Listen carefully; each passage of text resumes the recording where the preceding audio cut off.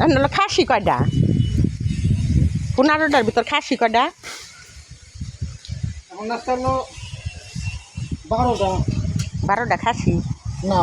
4টা বসে আসছে 11টা ও তা তো ভালো হয়েছে বসে এখন মাসে দিবি তো ই করবি না কুরবানি তুই ছাড়াই দিবি সব হ্যাঁ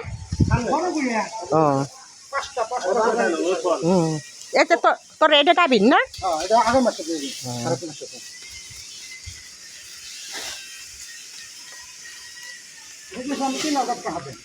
কোনটা তাই আমি এই যে রত্নার কাছ থেকে কিনলাম 8,000 টাকা দিয়ে এটা হ্যাঁ